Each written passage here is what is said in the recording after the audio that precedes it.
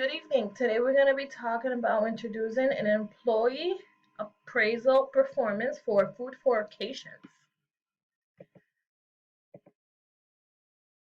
So in our agenda, we're gonna have a little bit of a storyline, so a background while we're doing this. What are the employee appraisals? What is it really?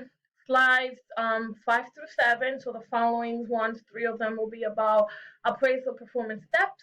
We're going to talk about formalizing the process, actions of consideration that we should take when actually implementing this kind of appraisal. What should food for occasions do? So after all this, all this learning, what should we really go for? And my thank you slide as always, and references for your use. Food for occasion storyline. So employee appraisals, right? Food for occasion started as a family home business at the kitchen of my great aunt Anna back in the 1970s in a country called Dominican Republic. The small business paid the bills and served the community with a traditional food served at their events. Today, it employs 25 people with 10 different job descriptions, and the employees are spread between 2 offices in 2 cities. In some cases, the managers may not work directly with the employee in the same city. Unfortunately, our company has never had formal performance appraisal process in place. The organization is growing now, so as a result, management has decided that a process should be created. So I am here to lead as the lead of the process and present the steps along with information, sources, timelines, and goals for food for occasions new process of appraisals. What are the employee appraisals? So what is a performance evaluation system is an organized and systematic manner. So it's basically placed in a systematic manner, right, in which employees' performance is examined. The performance system of evaluation formally analyzes how well an employee carries out his and or her job and allows feedback to be obtained.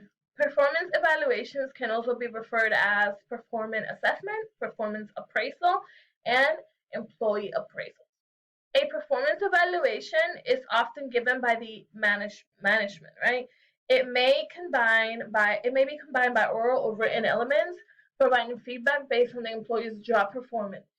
In most organizations, the performance is documented and provides a basis for promotion, pay raise, or any legal actions that require, like such as disciplinary actions, right? So if we need to do any kind of disciplinary um, actions, we will also try to come up with some kind of growth on these appraisals.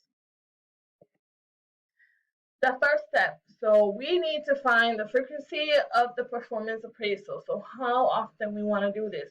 As a manager, it is important to relay feedback to the employees continually, and the employee appraisals is a formal procedure of doing it. Different organizations choose to give performance evaluations more than once a year, so they may do it twice a year. A span of control is the number of employees that manager is in charge of. So it will be significant to give our employee appraisals more than once a year if the span of control is between 5 to 10 employees. So if we have a small group, it's very important, right? Because small groups manage. If the number of employees is high, ranging from 20 or more, the employees appraisal process will not be feasible to be carried out because basically it will take a lot of time, very time consuming and expensive as well because we have to pay management for that time. The importance of giving employee performance evaluations more than once a year, it provides more opportunity for growth. So you have a bigger window for growth. Change of behaviors if you conducted any disciplinary actions, and employee feedback. So they can get more feedback so they can counteract, right, what they get out of it. All right, so my second step, setting motivations for employees is an important factor of employees' behavior. Behaviors assigning and developing the performance assessment for the employees. Food for Occasion should consider whether an employee should be giving a pay raise according to his or her performance. So pay raise should be affected by these appraisals. Several researchers have indicated that employees have a high acceptance of performance review if the reviews are connected to rewards. Makes sense, right? Because why should I care, right? If it doesn't really affect me, you're telling me you should do this, but nothing's being affected by it. Third step: what are we measuring against? So this is very important. The set of goals the employees should be measured against, and what the organization is hoping to achieve out of it. The sense of goal will also give the employees and managers a sense of motivations while working. Under the steps, it is important to evaluate the important policies along with job descriptions that the employee is expected to abide by. Formalizing the process. Who should evaluate the employee's performance? We always say manager. Often we think managers. So the individual that determine the performance of evaluation could be the employee's manager, as we just spoke, which is the most common technique. Clients, customers, themselves and peers, subordinates, which is like a 360-degree performance assessment method, can be significant in providing information for performance evaluation.